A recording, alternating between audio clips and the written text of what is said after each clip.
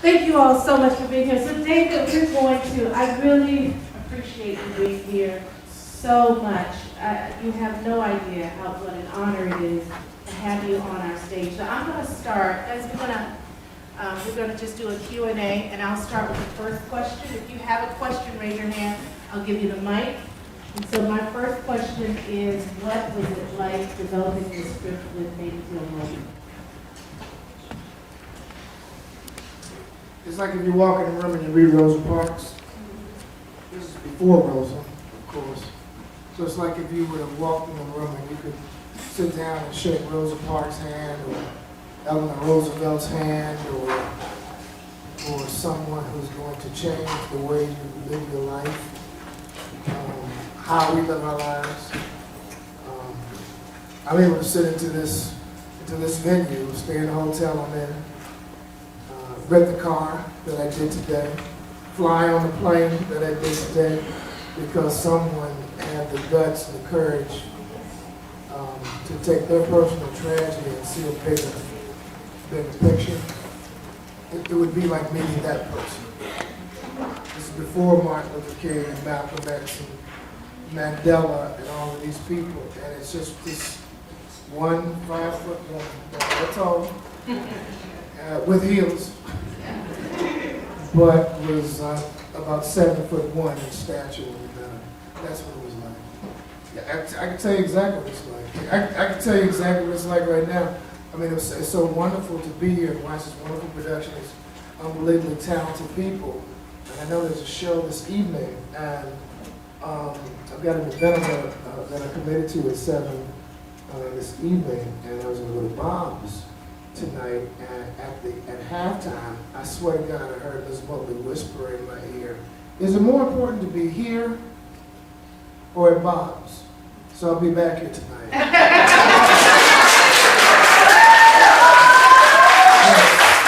That's what it's like working with Maybe till-mobley. Thank you. Questions from the audience? Questions? Yes. Justice. The young man who plays Emmett Till.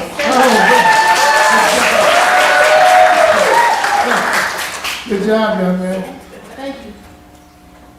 I understand that you were affected by this, but as far as the mother was concerned, if you were in her shoes, what would be your response? What would be your action? Well, I gotta be honest with you. It's really interesting that you said that. I was telling Teresa, we were talking earlier this week.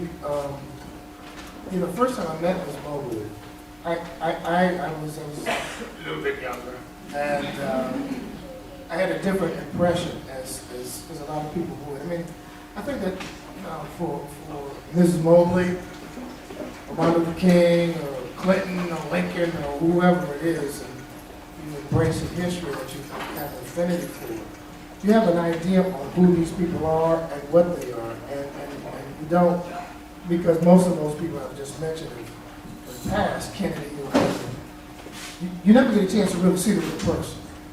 So when we first decided to at least meet to discuss bringing something like this to the stage, I had this entirely different idea of her. Now, Ms. Mobley lived on the south side of Chicago, really nice neighborhood and everything, but it's predominantly black.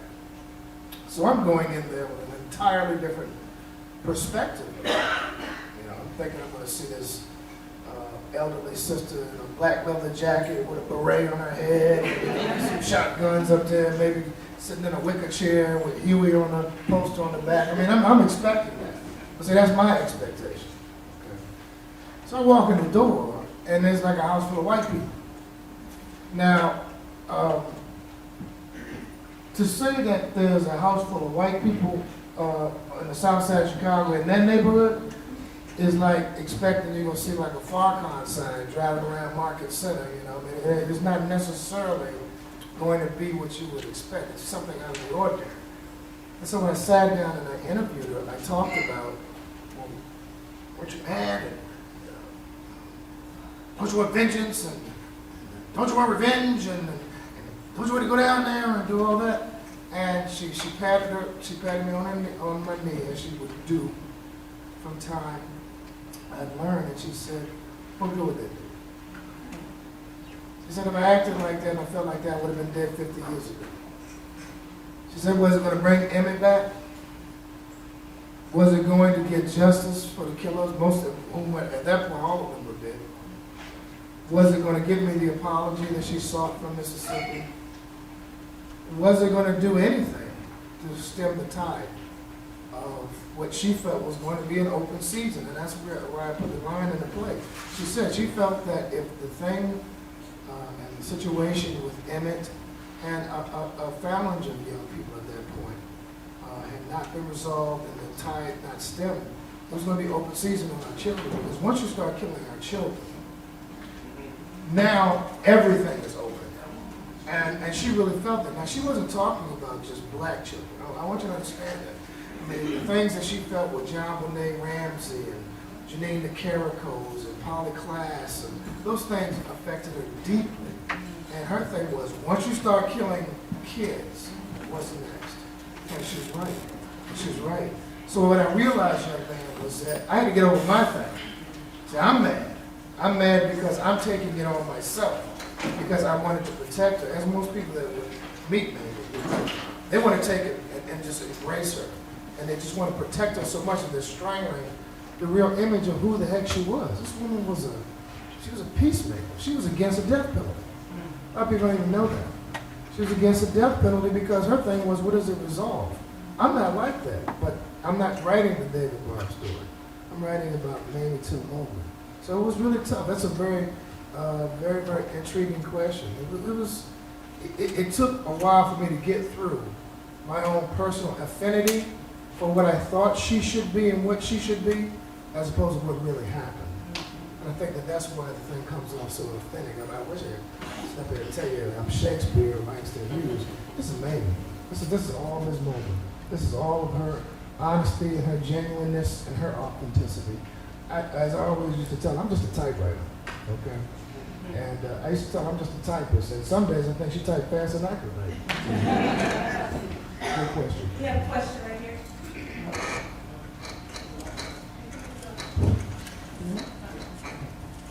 Hi. First of all, I want to thank you for keeping Emmett Till's story alive. I think that it's important that our young people, as well as some of the older people who don't necessarily know the story. But in light of what we know is happening today, your statement about when you start killing our children, you know, I'm curious to know how the talkbacks in other places have gone related to the here and now in the Well, killing our we children. were talking about this earlier this week when we finally met. It's interesting. I don't really come out and see this play as much as I probably should, because this woman, she wasn't just somebody I met. All right. I knew this woman. I loved this woman. I traveled with this woman. I broke bread, ate, laughed, cried with this woman. This next to the death of my parents and my grandparents, this was the hardest death that I ever had to funeralize or speak at. It was harder for me to speak at Mamie's funeral than it was my own mother who passed this past year. Primarily because I felt that she felt, as she passed, that she hadn't done enough to help stem the tides of future Emmett Till from happening. And it's amazing, because that's all she did for, and she says it in the play. She did it for 50 years. She always had the dream. One of her major dreams was, when something like what happened to James Barr down here, or something that happened to Oscar Grant or Trayvon Martin or dozens of people in New York, Chicago, and right on down the line. I'm missing a million of them, but I don't mean to. I mean, we're talking about dozens of, and again, I just want to make sure I'm stressing this, not just black children, black people, black men and women. Her thing was indiscriminate violence against anyone, but especially with our youth. She felt that she was waiting for the day when something like that would happen and her phone wouldn't ring. She said every year her phone rang at least a dozen times with people wanting to get a comment and harken it back to Emmett. And she said she got to the point where it was toward the early 70s And she was like, this phone is never going to stop ringing. And sadly, it never did. As a matter of fact, if she was alive now, it probably ring more now than it ever did. And that's a shame. And that's a shame. So I was sad because she felt like her mission was still incomplete. And that's a shame for someone who was an indefatigable, tireless fighter for not just civil rights, but for human rights, especially children's rights. Mr. Barr, in light of the different stories that we have heard and books that we've read about Emmett Till, when you wrote this play with Mrs. Till, what was the results that you wanted either from the Black community or from people in general after seeing this production? She just wanted people to tell the truth. She just wanted people to tell the actual truth about who she was, what Emmett was, and who they were together. And she says it in the play. She says, "Listen, I don't want a dedicated likeness in his statue, a dedicated statue of his likeness. I don't want T-shirts or stuff on the internet or a cartoon, or a graphic novel. She just wanted people to understand who her son really was and how much she loved him. And that's why I try to keep this thing as basic as I can. It's not for her a political story. For her, it was a tragic story, and one that was going to lead to further tragedies. And that was the shame of the thing. It's a mother who lost her son in the most tragic way. And she didn't want to be a prop.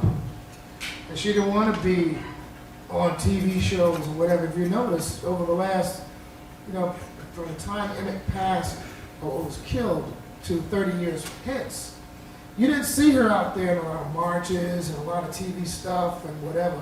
Her main thing was, I don't want the focus off of what a beautiful young child he was. There are things that I've taken out of this play through the years, but one of the things she used to talk about was, how do you know that this wasn't going to be the one to cure cancer? How do you know this wasn't going to be the one to become a medical doctor and have a cure for AIDS? How do you know he wasn't going to be the one to first solve the problem and the riddle to go to Mars, to put a man on Mars? We don't know that. And the answer is now we'll never know. And her thing was, well, how many other children are having their lives short-circuited like that because of something or someone else's malice, someone else's malfeasance? And she had through the years, a lot of people come to her with these, well, I should say Dave Barr, but a lot of preconceptions, preconceived notions about who he really was and what he was. And she just refused to sign on for a creative non-fictional version of his story until she thought she could find someone or some way to tell that. And thank God, I just happened to stumble up into the house and we hit it off because she was a school teacher. My parents were school teachers. And we just had a kismet. And I didn't want to tell any story that she didn't want to tell. And that's just being honest. I didn't want to paint anything that she wasn't going to endorse. So that's what we did. You have a question, Patrick? Thank you for the play. An awesome job. My question is, for all the young women, the young women, there's a lot of children in here. What is your advice to the youth? Well, one thing that I want to tell every young person in here, but somewhat older, quote-unquote people in here, but one of the things I want to tell the younger people in here, Mrs. Mobley absolutely, positively, really felt that the future is embedded in our children. And one of the things that she always wanted to say is, there's absolutely nothing more important that you can do with your lives than learn everything that you can do with your life. Whether it's you becoming a computer specialist, the best horticulturalist, the best automotive mechanic, the best politician, the best writer. Her thing was, at this particular point in your lives, your opportunities are limitless. And because of the Mamie Till-Mobleys, the Rosa Parkses, the Maxine Waters is, the whoever else is through the years, we have the opportunity to knock down a lot of obstructions that prevented someone like her from doing some of the things that she wanted to do. We have a long way to go, man. We got a long way to go, but we shouldn't be self-circumventing. We shouldn't be our own biggest roadblocks. I keep telling people, one of the things she used to say was, you got to look beyond your own backyard. You got to look beyond your own front porch, because that yard is very limited. You may have acres and acres of land, but sooner or later that land stops, and then someone else's land begins. I would tell every young person in here, find out who else's land and what else they have on that land is. Her thing always was, it's a big world, it's a big universe out there. She used to say before this happened, she said she was too naive to walk the streets. And she didn't make any bones about it. And she always regretted that. She said, I lived literally the first 32 years of my life really not knowing or really caring about it, because she was insulated in a very nice, safe, but still segregated part of Chicago. And she really regretted that. She spent the next 2/3 of her life making sure that she was going to live everything and well beyond everything in her neighborhood. And she imparted that to every one of her children, in her class, in her neighborhood, in her family. So I'd say keep looking and reaching beyond what you know, what you perfect in your own house, your backyard, your neighborhood. It's a big world out there, and it's waiting for you. It's waiting for you. Thank you so much. So,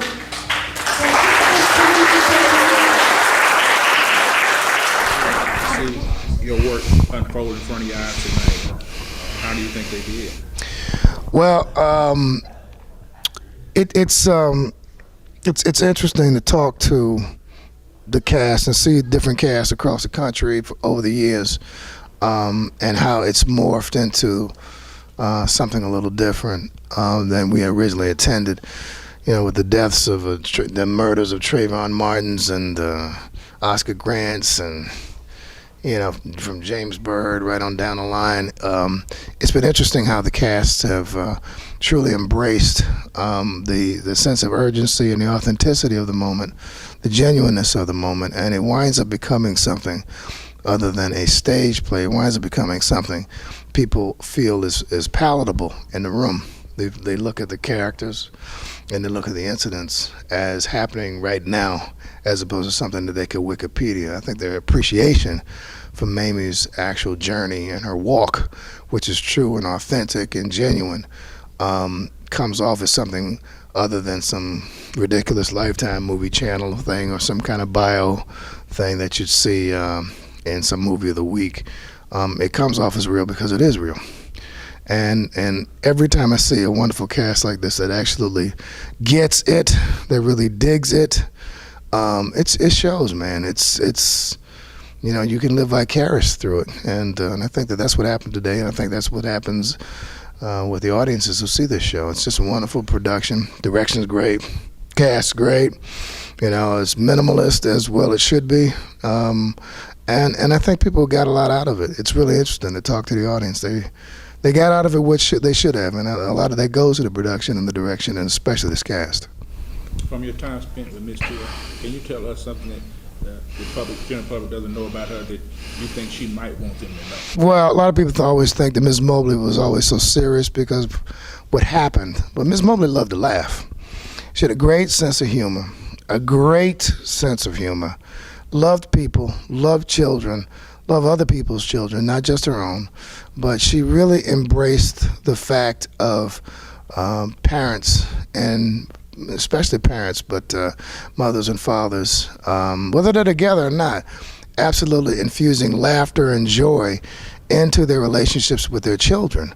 Because quite frankly, you're not going to have your youth as long as you feel, and they're not going to be young as long as they'd like to be.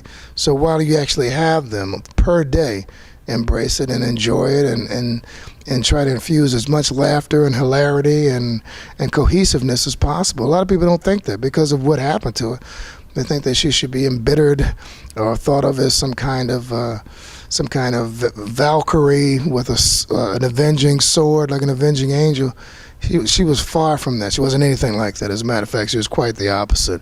And she also was a hands across the races and the gender person. She loved men, women, blacks, whites, young, old, everybody who absolutely loved each other and loved the world, loved life. And she didn't discriminate. I never heard the woman say anything disparaging about anybody, including the killers of her son, because that's not who she was. She was about, what can we learn from this? What different could have happened that we can prevent from happening in the future? And that's something different. You know, she spent her time looking for a future, not looking back toward the past. And finally, what, from your time spent with her, what do you think, or what is the expression she missed the most about Emmett? She missed laughing with him. She missed sitting cooking with him. She missed being the terrible baseball umpire that she was with him. She missed him driving her car when he was way too young to drive it, and her giving him lessons because she was looking so much forward to him getting his driver's license so he could be chauffeuring her around. She missed his bad cooking. She missed his impeccable cleaning up duties, which, and I say that with a facetious tone because he used to clean up stuff and hide it up under a rug, and out of sight, out of mind was his thing. She missed that. She missed the opportunities to see just how much people really loved her. You know, in watching a production like this, you know, she would have loved this cast. She would have loved the beautiful sister portraying her. She would have loved the beautiful young man portraying her son, but she would have loved the infusion that everybody had and the enthusiasm and the authenticity of what people actually do for this play, wherever it's done, especially when it's done with this kind of quality. She really would have missed that, you know, because I'm not necessarily sure she really understood just how much people loved her and appreciated her. I think she died having an idea of that, but I'm not necessarily sure she really understood it until she actually had a chance to get out with the play when we traveled to see the crowds and just have the people just have conversations like this, quite frankly.